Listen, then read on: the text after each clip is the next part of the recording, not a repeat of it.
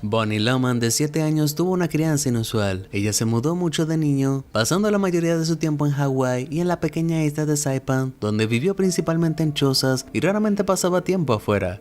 Eventualmente, en algún momento, a inicios de los 80, su familia, consistiendo solo de ella, su madre y su padrastro, se asentó en Colorado, donde ella lentamente ganó un poco más de libertad. La vida era simple, hasta que un día, cuando la pequeña Bonnie acompañó a su padrastro en sus compras semanales, lo hizo sin darse cuenta de que estaba a punto de hacer el descubrimiento de su vida. Mientras inconscientemente paseaba por el pasillo de lácteos, Bonnie notó algo fuera del ordinario. Estando entre otros cartones de leche en el refrigerador, algo extraño llamó su atención. Impresa en uno de los contenedores familiares, estaba una cara mirándola fijamente. Cuando ella vio un poco más de cerca, ella se dio cuenta de que no era solo cualquier cara, era la suya. Como ella no había sido formalmente educada en la escuela, Bonnie crucialmente no podía descifrar las palabras impresas sobre su foto en letras gruesas. Niña perdida. Sintiéndose emocionada por su aparente fama local, como cualquier otra niñita podría estarlo, Bonnie le preguntó a su padrastro si podría comprar el cartón. En un momento de notable orgullo, él compró la leche y cortó la foto para que Bonnie la guardara, bajo una estricta condición, que ella nunca se lo mencionara a nadie más. Si hay algo por lo que los niños no son conocidos, es por guardar secretos. Aunque ella hizo su mejor intento para mantener su palabra, Bonnie no era terriblemente cuidadosa con el recorte que llevaba con ella. Durante un día de juegos en la casa de sus vecinos un día, Bonnie dejó la fotografía en una bolsa de juguetes y fue este simple error que pondría su vida de cabeza. Verás, Bonnie Loman no era la única niña cuya cara apareció en un cartón de leche durante los 80. De hecho, se estima que se imprimieron de 3 a 5 millardos de cartones con información sobre niños de cartón de leche perdidos como Bonnie, y circularon durante este breve pero influyente periodo en la historia del crimen estadounidense. Durante los 70 e inicios de los 80, no había distinción legal entre un niño perdido y un adulto perdido, lo que significaba que las autoridades raramente actuaban lo suficientemente rápido durante la ventana crucial de oportunidad después de un secuestro sospechado. En muchos casos, a los padres que no podían proporcionar evidencia concreta de un secuestro, como una nota de rescate, se les hacía esperar 72 horas antes de que alguna acción fuera tomada para ubicar a su hijo. Casos incluso peores eran casos donde un niño había sido tomado por un miembro familiar, porque las fuerzas policiales tendían a clasificar esas situaciones como insignificantes asuntos domésticos y se rehusaban a intervenir. Esto es realmente preocupante cuando consideras que la mayoría de los secuestros en Estados Unidos son en realidad realizados por un pariente. Un estudio realizado en 2012 encontró que de 800,000 secuestros de menores, 25% fueron clasificados como secuestros familiares, mientras que solo 7% eran de no familia y solo unos meros 115 niños fueron realmente llevados por un extraño. La asombrosa falta de legislación apropiada alrededor de secuestros sin custodias dejó a muchos padres desconcertados y eventualmente personas que compartían experiencias similares se unían para intentar reformar el anticuado trato del problema de los niños perdidos de los Estados Unidos. Padres frustrados crearon grupos de promoción para crear conciencia sobre lo fácil que era para relaciones deshonestas arrebatar a niños debajo de sus narices y transportarlos a otros estados antes de que la policía siquiera empezara a hacer alguna investigación. Eventualmente un nuevo término fue acuñado para tratar casos como estos de secuestro aleatorio, secuestro de niños. Aunque había conseguido algo de seguimiento a inicios de los 80, la campaña, respaldada por el Consejo Nacional de Seguridad Infantil, aún necesitaba una forma de circular información sobre niños perdidos rápida y eficientemente. Créelo o no, esta era una época donde todavía no había internet en la punta de nuestros dedos, así que un método de reportaje menos convencional fue escogido: la leche. Se esperaba que la mayoría de los hogares estadounidenses compraran leche en una base semanal, y su corta fecha de expiración significaba que la información sobre los nuevos casos se podría mantener relevante. El primer cartón de leche incluyendo un niño perdido fue de Anderson Erickson Dairy en Des Moines, Iowa, en diciembre de 1984. Y para marzo del año siguiente, 700 de 1,800 compañías lácteas por todo el país habían adoptado la práctica. Al menos parecía que había un rayo de esperanza para padres desesperados para que su amado hijo volviera a ellos. Entre los primeros niños en tener sus caras impresas en masa blanco y negro, vendidas en tiendas y luego colocados en mesas de desayuno alrededor del país, estuvieron Ethan Batts y Johnny Gosch. En 1979, Ethan Batts, de 6 años, dejó el apartamento de su familia en Soho, Nueva York, para hacer la familiar caminata de 2 cuadras hacia su parada de autobús. Excepto que esta vez, Batts nunca subió al autobús. Él no asistió a la escuela ese día y nunca regresó a casa en la tarde. Un equipo de búsqueda de 100 oficiales y perros policiales, volantes distribuidos por amigos y familiares e incluso vallas de Times Square mostrando la cara de Ethan no pudieron dar ninguna pista. En 1983, Ronald Reagan declaró el día del secuestro de Ethan, el 25 de mayo, como el Día Nacional de los Niños Perdidos. Y 5 años después de su desaparición en 1984, él se convirtió en el primer niño del cartón de leche. Johnny Gosch, cuya cara también fue una de las primeras en ser impresas, sufrió un destino similarmente problemático. En una mañana de 1982, el chico de 12 años salió a completar su ruta de reparto de periódicos en West Des Moines, Iowa. Todo parecía estar bien hasta que sus padres recibieron una preocupante llamada telefónica. Los clientes de Johnny no habían recibido su periódico ese día.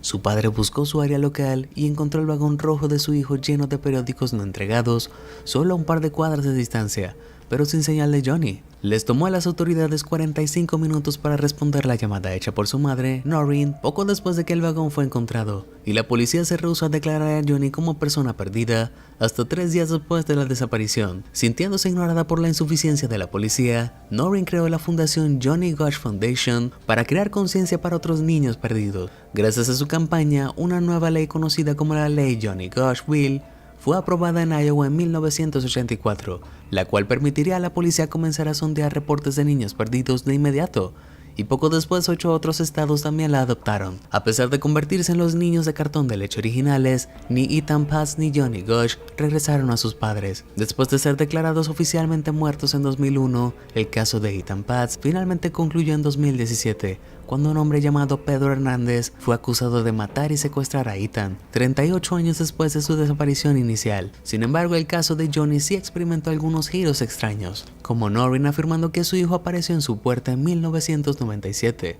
Pero en definitiva, el chico nunca fue encontrado y no se han hecho arrestos con conexión a su desaparición.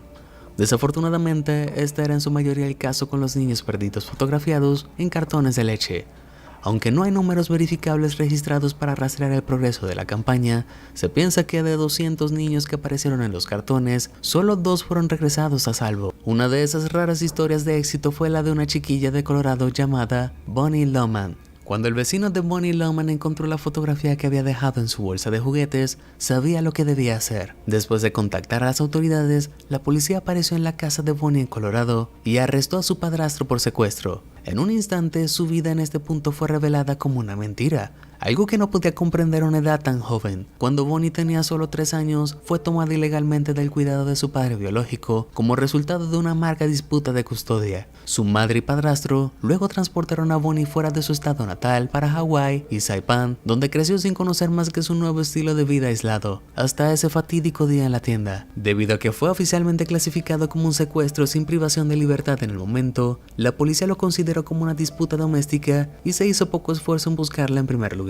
Desesperado por ideas, su padre se topó con la campaña de niños perdidos en cartones de leche y decidió darle una oportunidad. Aunque su caso era ligeramente distinto al de otros niños presentados, como Ethan y Johnny, el padre de Bonnie logró que imprimieran su fotografía. Resultó que el destino estaba de su lado, porque la persona en reconocer la imagen fue la misma Bonnie. Ella solo no sabía por qué era tan importante. Gracias a esta única técnica de reportaje, Bonnie fue regresada a salvo con su legítimo guardián y continuó viviendo su vida como se suponía. En 1990, una novela por Carolee B. Coney, llamada La cara en el cartón de leche, parecía estar vagamente inspirada por la historia de Bonnie, e incluso fue adaptada a una película en 1995. Podría haber sido responsable por reunir a Bonnie con su padre real, pero la campaña de niños de cartón de leche no pasó sin críticas. Tristemente, la mayoría de los casos en ser impresos en masa quedaron sin resolver o no tuvieron finales felices. Y los padres se acostumbraron tanto a ver caras durante su compra semanal que dejaron de prestar atención real. Era más probable que los niños prestaran atención a las caras, ya que se sentaban a desayunar cada mañana, pero muchos famosos pediatras, como Benjamin Spock, también se preocupaban de que esto tuviera un efecto negativo. La preocupación principal era que los niños estadounidenses podrían internalizar sus miedos irracionales a ser secuestrados por un extraño, a pesar de que las estadísticas mostraban que era más probable que fueran tomados por un miembro familiar, resultando en un peligroso pánico moral sobre peligro extraño. Si bien tenía buenas intenciones, la campaña había creado una extraña posición donde las historias de secuestros aleatorios ahora se infiltraban en los hogares estadounidenses suburbanos, los cuales se suponía que eran lugares de seguridad. Lo que es peor, la campaña también causó controversia por tener favoritismo racial. Un estudio encontró que los niños de color conformaban un impresionante 42% de los secuestros no familiares, aunque eran solo el 15% de la población de niños en América en el momento. A pesar de esas alarmantes cifras, en su mayoría caras blancas eran las que aparecían en cartones de leche durante el corto tiempo de vida de la campaña. En parte como resultado de su controversial recepción, la campaña de niños en cartón de leche salió desfavorecida alrededor de 1987 y adelante, particularmente porque jarros plásticos reemplazaron al confiable cartón en los estantes de tienda. Uno de los últimos casos conocidos en ser promovido de esa manera fue el de Molly Beach, de 16 años, quien desapareció durante un turno de salvavidas en Warren, Massachusetts, en el año 2000. Los padres de Molly seleccionaron el método del cartón de leche como el último intento para encontrar a su hija, pero desafortunadamente terminó en tragedia cuando sus restos fueron descubiertos en 2003. Aunque tuvo una corta vida y fue altamente examinado, esta inusual práctica abrió la puerta para muchas de las nuevas reformas alrededor de los casos de niños perdidos en Estados Unidos. En 1982, Ronald Reagan pasó un proyecto de ley llamado Ley de Asistencia a los Niños Desaparecidos, la cual aseguraba a los padres que algún esfuerzo sería para localizar a víctimas después de que reportes fueran hechos. Por un tiempo, cajas de pizzas, bolsas de tienda y sobres también fueron impresos con fotos de niños perdidos, hasta que el sistema de alertas Amber, el cual aún usamos hoy, entró en vigor en 1996.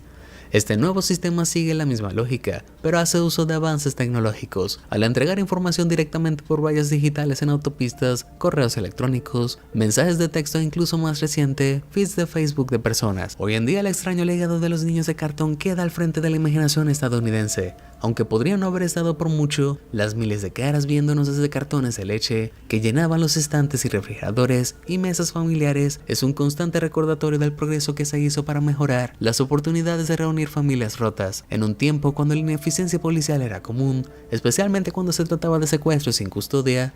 Bonnie Loman fue increíblemente afortunada de ser recuperada gracias al programa del cartón de leche, aunque muchos otros como Ethan, Johnny y Molly no tuvieron tanta suerte. En una era moderna ya no se puede contar con que los hogares estadounidenses compartan el cartón de leche en común gracias a alternativas como leche de almendra o de avena. Un símbolo tan ubicuo probablemente dejaría de existir.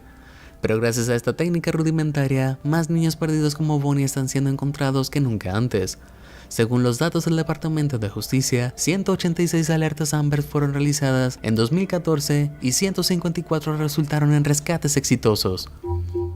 ¿Qué piensas de la campaña de los niños de cartones de leche? ¿Piensas que sus éxitos superan sus fallos? ¿Un programa similar igual funcionaría hoy en día? Comparte con nosotros tu respuesta. Si te sorprendió toda esta información, házmelo saber en los comentarios del video y nunca dejes de sorprenderte. Muchas gracias por ver y suscríbete a Sorprendente.